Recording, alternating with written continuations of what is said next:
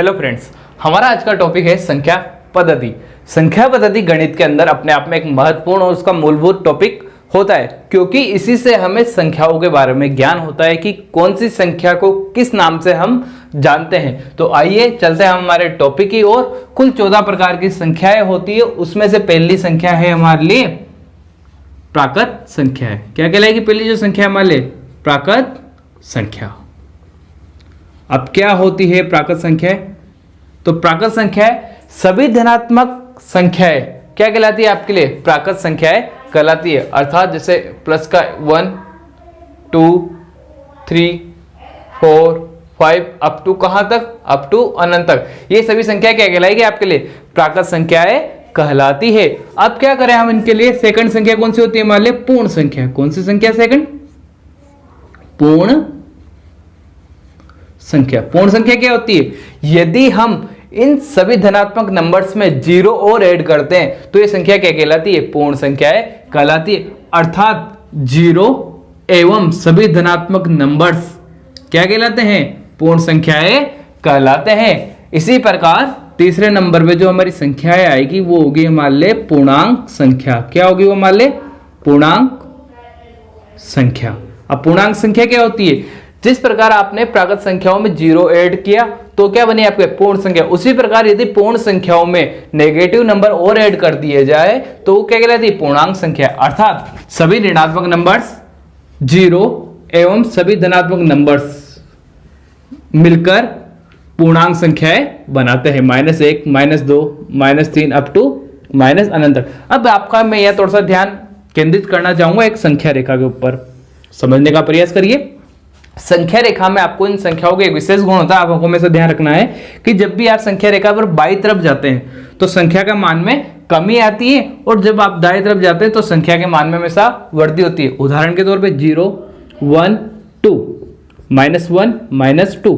देखिए आप जब भी आप संख्या रेखा में बाईं तरफ आ रहे हैं, किधर की तरफ आ रहे हैं आप? बाईं तरफ, और या फिर दाएं तरफ जा रहे हैं। जब आप बाईं तरफ आ रहे हैं तो संख्या के मान में हमेशा कमी हो रही है। जैसे 2 से आप बाईं तरफ आइए, 1 2 से छोटा हुआ, 1 से आप इधर आइए 0 0 से छोटा हुआ, 0 से आप इधर आइए -1 किससे छोटा हुआ? 0 से। -1 से आप इधर आइए -2 -2 -1 से क्या होता है? छोटा होता है। -2 किससे छोटा होता है? -1 से छोटा होता है। अब इसी प्रकार यानी बाईं तरफ आने में संख्या के मान में कमी आ रही, और इसी प्रकार आप दाईं तरफ जाइए तो संख्या के मान में क्या होती है? वृद्धि। -2 से आप -1 की ओर जाइए, -1 बड़ा होता है किससे? -2 से। -1 से आप 0 की ओर जाइए, 0 बड़ा होता है -1 से। अर्थात दाईं तरफ जाने पर संख्या के मान बढ़ता है और बाईं तरफ जाने पर संख्या के मान में कमी आती है। अब हमारे जो तीसरा है,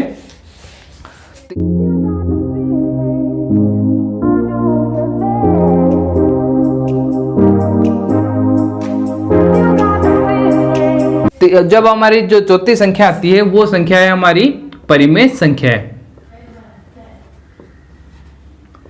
चौथी जो संख्या आएगी वो हमारी कौन सी होगी? वो परिमेय संख्या। परिमेय संख्या क्या होती है? अगर परिभाषा की बात करें, जनरल जो परिभाषा सभी के लिए होती है कि जिन संख्याओं को p/q के रूप में लिखा जा सके वे सभी संख्याएं क्या कहलाती है? आपको परिमेय संख्याएं कहलाती है। बट यहाँ पे कुछ लिमिट है, कुछ कंडीशन है, तभी ये संख्या कहलाएगी आपकी परिमेय संख्या।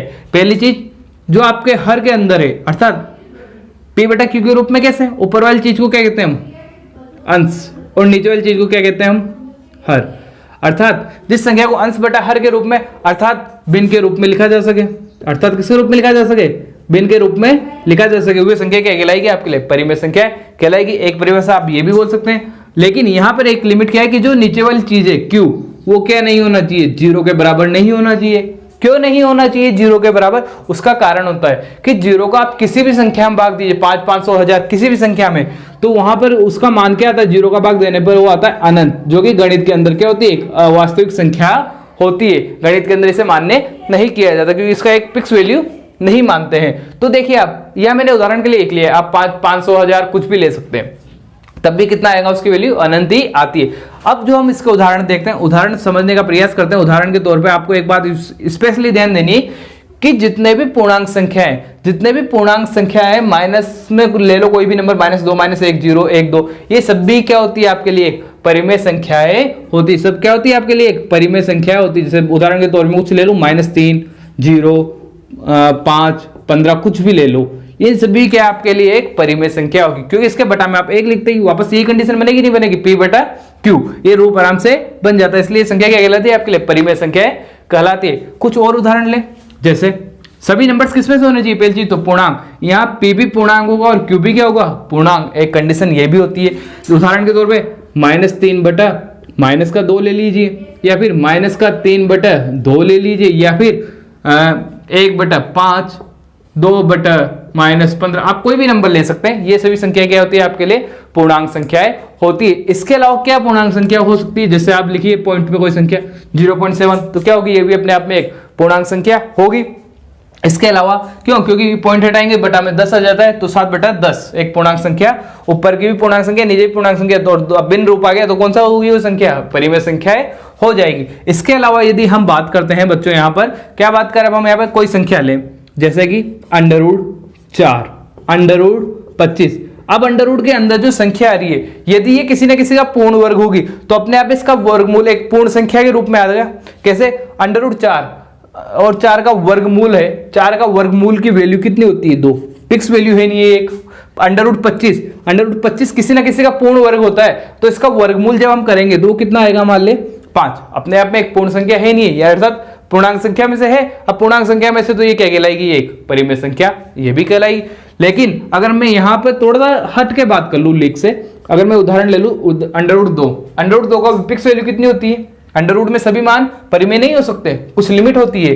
देन √2 का मान कितना होता है, √2 का वैल्यू होती है 1.414, इसी प्रकार आगे चलती रहती है। अब क्या ये शांत वैल्यू है, नहीं, अशांत वैल्यू।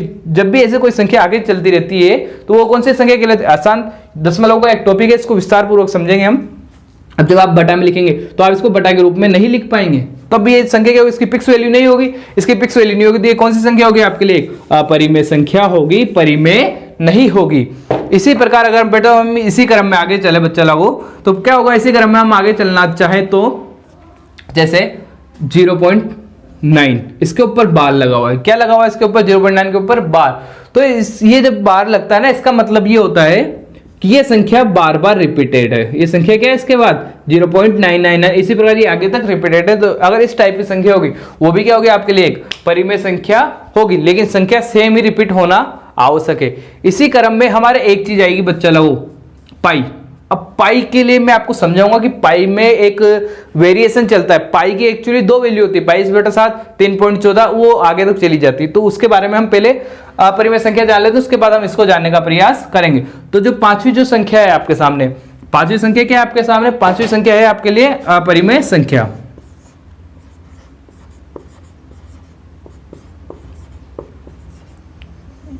अपरिमेय संख्या। अब क्या होता है अपरिमेय संख्या के अंदर, जिन संख्याओं को p/q के रूप में ना लिखा जा सकता, अर्थात जो संख्या परिमेय नहीं है, वो संख्या क्या होगी आपके लिए, अपरिमेय संख्या होगी। उदाहरण के तौर पे जैसे हमने अभी समझा था, √2, √3, √3/√7, ये सभी संख्या क्या आपके लिए एक अपरिमेय संख्या होगी। साथ ही साथ में पाई भी क्या होगी, एक अपरिमेय संख्या।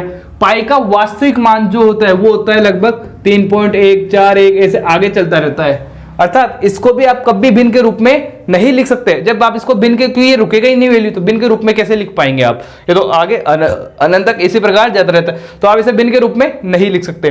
तो ये भी क्या होगा आपके लिए, वास्तविक वैल्यू होगी। जब भी इसी प्रकार की वैल्यू चलेगी वो क्या होगी आपके लिए, वास्तविक वैल्यू होगी, अर्थात अपरिमेय संख्या कहलाएगी। क्या कहलाएगी आपके लिए, अपरिमेय संख्या कहलाएगी। तो पाई भी एक अपरिमेय संख्या, 3.141, इसी प्रकार आगे चलती जा रही कोई भी संख्या, तो वो भी क्या कहलाएगी आपके लिए, अपरिमेय संख्या कहलाएगी। लेकिन पाई का एक मान हम जनरली मानते हैं, लेकिन वास्तविक मान वो होता नहीं है, 22/7। एक्यूरेट वैल्यू ये होती नहीं है, एक्यूरेट वैल्यू तो होती, पर हमारी सरलता के लिए हम इसको लेते हैं। तो ये चीज तो अगर 22/7 के लिए हम बात करें तो 22/7 तो क्या होगी आपके लिए, परिमेय होगी। 22/7 तो परिमेय होगी, लेकिन पाई और 3.141 जो आगे चलता जा रहा है, ये क्या होगा आपके लिए, अपरिमेय संख्या होगी। तो इसका स्पेशली आप ध्यान रखेंगे, डायरेक्टली क्वेश्चन पूछ ले जाते कि पाई परिमेय है या अपरिमेय है, या फिर 22/7 पूछे तो आप डायरेक्टली बता ही देंगे कि परिमेय है। इसी प्रकार हम क्रम में आगे चलते हैं हमारे में, और एक संख्या और होती है बच्चों, वास्तविक संख्या है, रियल नंबर्स।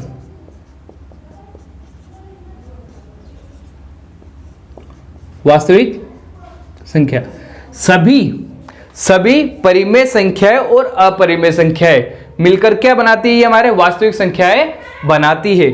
सभी परिमेय संख्याएं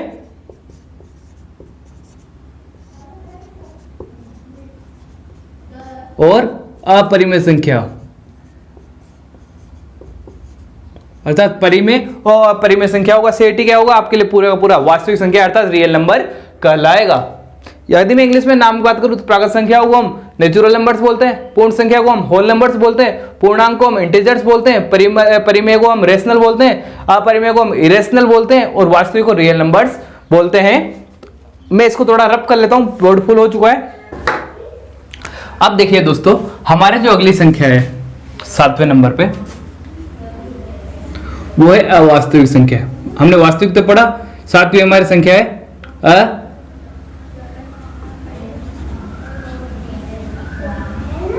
अवास्तविक या काल्पनिक संख्या।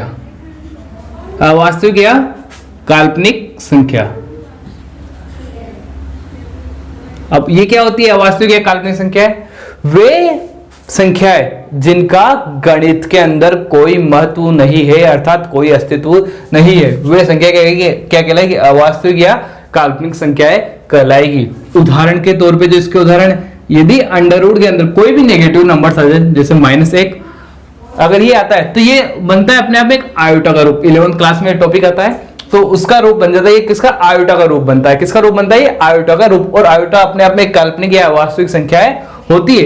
इसके अलावा यदि किसी भी संख्या में हम 0 का भाग देते हैं तो हमारे क्या बनता है? अनंत, जो भी अपने आप में क्या है? अवास्तविक राशि है कि उसका कोई छोर नहीं है, इसलिए इसको हम क्या बोलते हैं? अवास्तविक राशि है। तो ये सभी क्या करते हैं? हमारे अवास्तविक या काल्पनिक, जिसका गणित के अंदर कोई अस्तित्व नहीं है।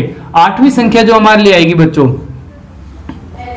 वो है सम संख्या।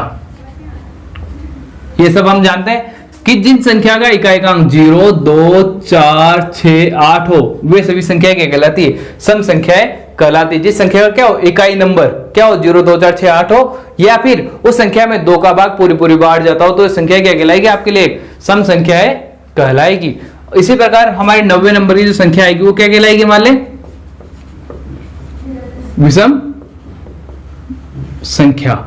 और विषम संख्या क्या होती है? जिन संख्या का इकाई अंक 0, 2, 4, 6, 8 ना हो, या फिर उस संख्या में किसका भाग ना जाए? 2 का भाग पूरी बार ना जाए, तो संख्या क्या कहलाएगी आपके लिए? विषम संख्या। इसी क्रम में हमारे जो 10वें नंबर की संख्या आती है पूर्ण वर्ग संख्या। कौन सी संख्या? पूर्ण वर्ग संख्या। अब पूर्ण वर्ग संख्या में क्या होता है बच्चों?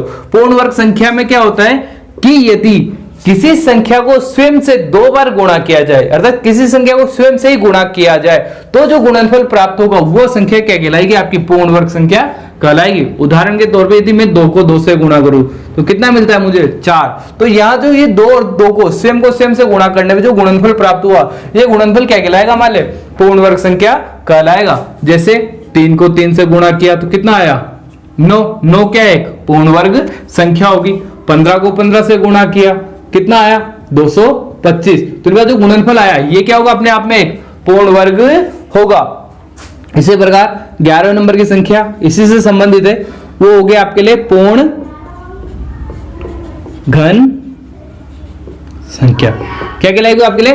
पूर्ण घन संख्या। कैसे होगी? कि यदि स्वयं संख्या को खुद से ही कितनी बार? 3 बार गुणा किया जाए। जैसे 2 इंटू 2 इंटू 2, इन 2 को स्वयं से कितनी बार गुणा कर दिया? 3 बार गुणा कर दिया, तो जो इसका गुणनफल आएगा ये क्या कहलाएगा आपके लिए? पूर्ण घन संख्या कहलाएगा। क्या कहलाएगा आपके लिए? पूर्ण घन संख्या कहलाएगा। जैसे 3 को हमने गुणा किया, 3 इंटू 3 इंटू 3 बराबर कितना हुआ? मान ले 27।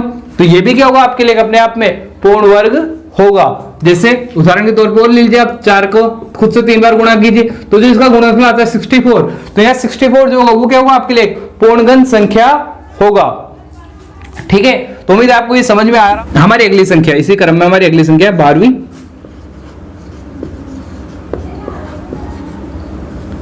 अभाज्य संख्या। अभाज्य संख्या क्या होती है?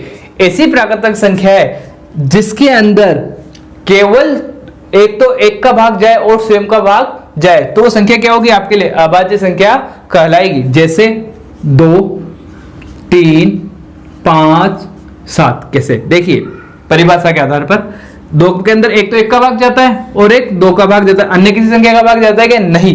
3 के अंदर एक का भाग जाता है और एक 3 का भाग जाता है, अन्य किसी संख्या का भाग नहीं जाता। इसी प्रकार 7 के अंदर एक तो एक का भाग जाता है और 7 का भाग जाता है और अन्य किसी संख्या का भाग नहीं जाता। अर्थात एक का भाग जाए और स्वयं का भाग जाए, एक का भाग जाए स्वयं का भाग जाए। 7 के अंदर एक का भाग गया और उस 7 स्वयं का ही भाग गया, तो इस संख्या कहलाएगी आपके लिए अभाज्य संख्या है। मैं आपको यहां तक एक बार 100 तक अभाज्य संख्या लिखवा देता हूं, उसके बाद आपको ये चीज याद भी रखनी है कि 100 तक कौन सी अभाज्य संख्याएं होती है। तो देखिए 2, 3, 5, 7, 11, 13, 17,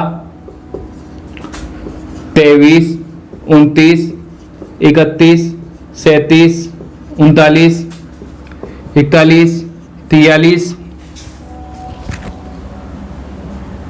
सॉरी 39 यहां पर नहीं होती, 37, 41, 43, 47, 53, इसी क्रम में ही आगे भी चलती रहती है। 59, 61, 67, इसी क्रम में अगर आपको भी जैसे कोई संख्या ज्ञात हो ना तो आप भी एक चीजें कर सकते हैं।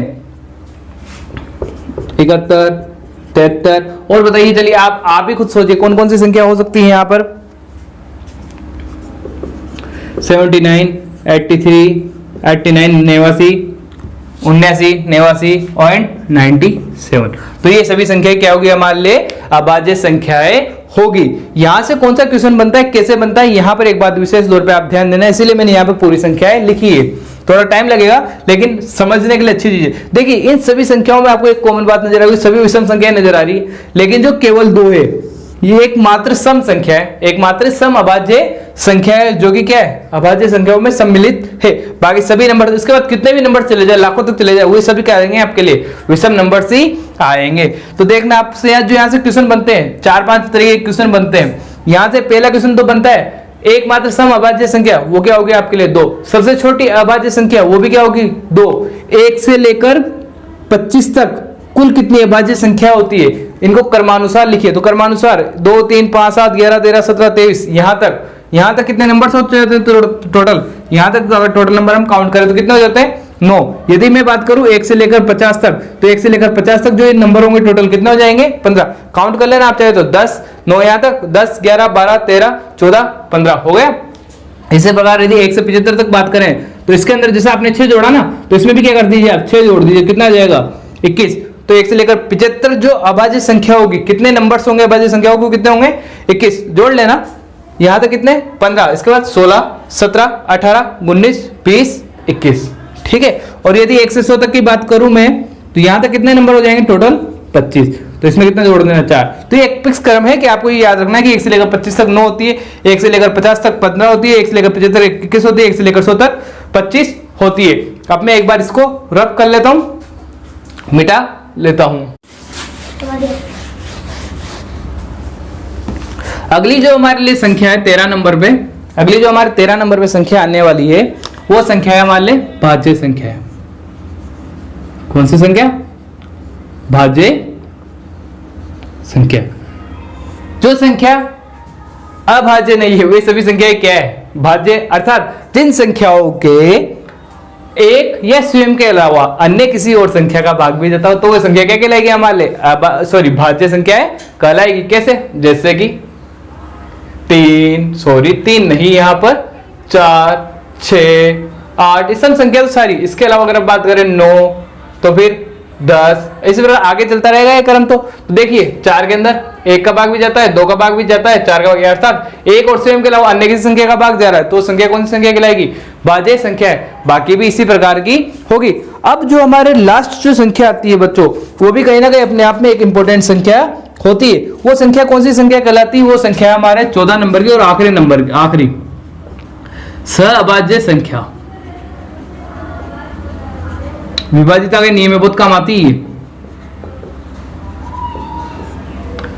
सहअभाज्य संख्या वह प्राकृतक संख्या है जिनका कॉमन गुणनखंड 1 हो या फिर उनका मस एक हो तो वे सभी संख्याएं क्या कहलाएगी? सहअभाज्य संख्याएं। इसके लिए कम से कम 2 संख्या होना आवश्यक है और 2 से अधिक संख्या हो तब भी कोई दिक्कत नहीं है। उदाहरण के तौर पर 2 और 3। सबसे पहले इसके गुणनखंड करके देखिए, 1 और 2, इसके करके देखिए 1 और 3। तो इस प्रकार इसके हमने गुणनखंड किए। अब तो देखिए कॉमन गुणनखंड कितना आ रहा है इनका? 1 आ रहा है।